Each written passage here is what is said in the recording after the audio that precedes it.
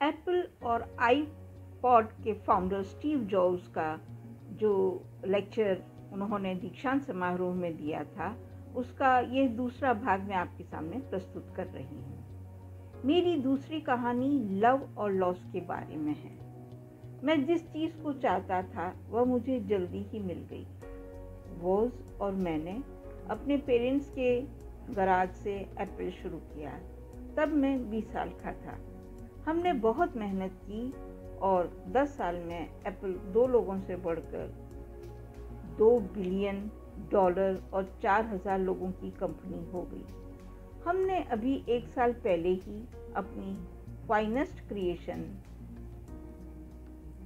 Macintosh app release की। मैं 30 का हो गया था और मुझे कंपनी से फायर कर दिया गया। आप अपनी बनाई हुई कंपनी से फायर कैसे हो सकते हैं?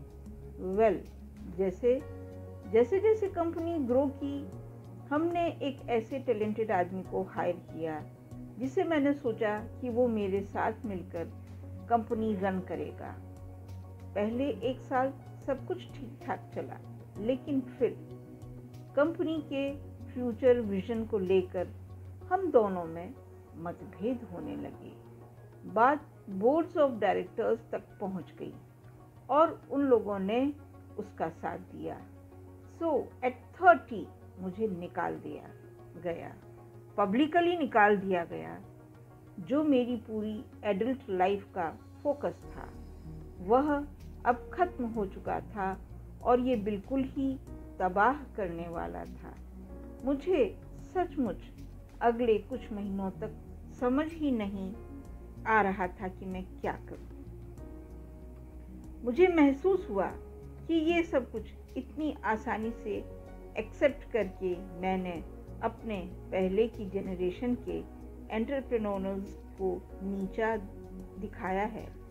मैं डेविड पैकार्ड और बॉब नियोसी से मिला और उनसे सब कुछ ऐसा हो जाने पर माफ़ी मांगी। मैं एक बहुत बड़ा पब्लिक फेलियर था। एक बार तो मैंने वैली छोड़कर जाने की सोची, पर धीरे धीरे मुझे एहसास हुआ कि मैं जो काम करता हूँ उसके लिए मैं अभी भी पैशनेट हूँ। एप्पल में जो कुछ हुआ उसकी वजह से मेरे पैशन में जरा भी कमी नहीं आई है। मुझे रिजेक्ट कर दिया गया है, पर मैं अभी भी अपने काम से प्यार करता हूँ। इसलिए मैंने एक बार फिर से शुरुआत करने की सोची। मैंने तब नहीं सोचा, पर अब मुझे लगता है कि एप्पल से फायर किए जाने से अच्छी चीज़ मेरे साथ हो ही नहीं सकती थी। सक्सेसफुल होने का बोझ अब बिगनर होने के हल्केपन में बदल चुका था। मैं एक बार फिर खुद को बहुत फ्री महसूस कर रहा था। इस फ्रीडम की वजह से मैं अपनी लाइफ की सबसे क्रिएटिव पीरियड में जा पाया।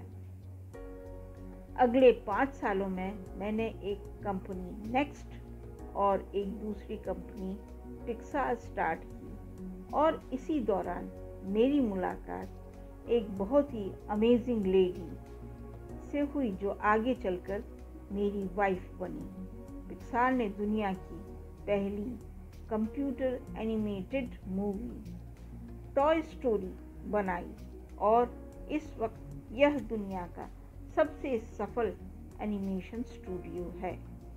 एप्पल ने एक अप्रत्याशित कदम उठाते हुए नेक्स्ट को खरीद लिया और मैं एप्पल में वापस चला गया। अब एप्पल नेक्स्ट द्वारा डेवलप की गई टेक्नोलॉजी यूज़ करती है। अब लॉरेंस और मेरा एक सुंदर सा परिवार है।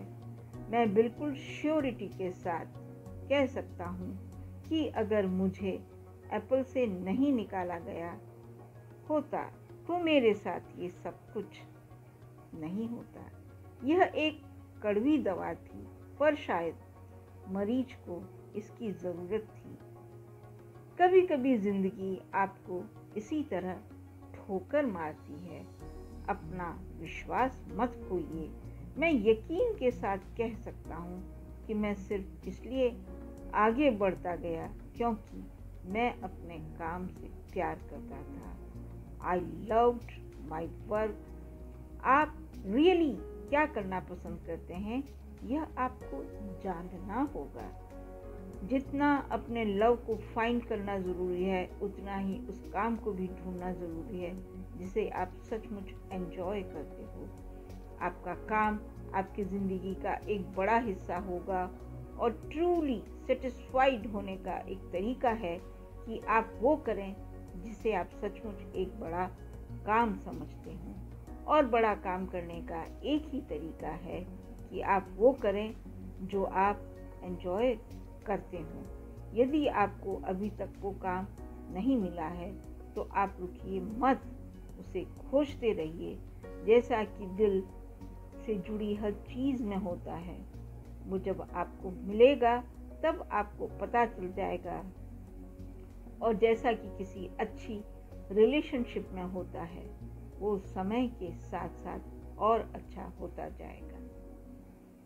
इसलिए खोजते रहिए और रुकिए मत। इस तरह से यह उनका दूसरा लेक्चर था। मैं तीसरा लेक्चर अब अपने तीसरे वीडियो में बताऊंगी। आपको अगर ये पसंद आया है तो मेरे चैनल को सब्सक्राइब करें, लाइक करें और ज़्यादा से ज़्यादा शेयर करें। धन्यवाद। इन्हीं वचनों के साथ मैं ये वीडियो यहीं पर समाप्त करती हूँ और आशा है कि स्टीव जॉब्स की यह प्रेरणात्मक कहानी आपको बहुत ही अच्छी लगी होगी और आप इसे बार बार ज़रूर सुनना चाहेंगे। धन्यवाद। Good bye.